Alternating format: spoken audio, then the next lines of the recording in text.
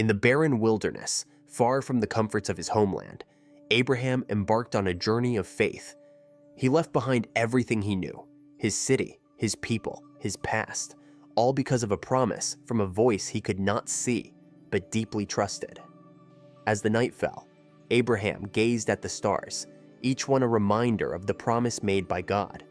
Look up at the sky and count the stars, if indeed you can count them. So shall your offspring be. But what kind of promise was this?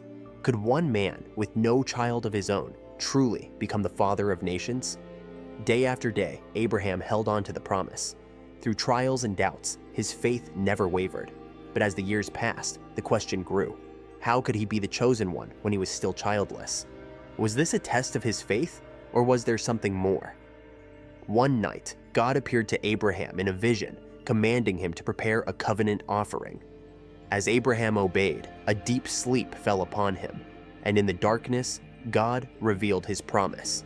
To your descendants I give this land, from the river of Egypt to the great river, the Euphrates. But this was not just a promise. It was a covenant, a binding agreement sealed with divine fire. Yet, even as the covenant was sealed, doubts lingered. Sarah, Abraham's wife, questioned the possibility of bearing a child in her old age. But God's promise remained. Is anything too hard for the Lord? At the appointed time, I will return to you, and Sarah shall have a son. Could this miraculous birth be the key to fulfilling the covenant? And so, in due time, Isaac was born, the son of promise, the heir to the covenant. Through him, the promise of countless descendants will unfold, and the covenant was set in motion. But what does this ancient covenant mean for us today? As Abraham stood beneath the stars, he could not have imagined the full extent of God's plan. Yet, through faith and obedience, he unlocked a covenant that would bless generations to come.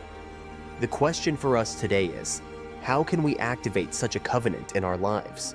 What does it take to receive such a divine promise?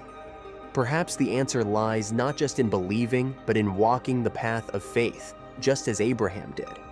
The covenant of Abraham is more than a story. It's a legacy of faith, a reminder that God's promises are not bound by time, but by the faith of those who believe. Are you ready to walk in that faith?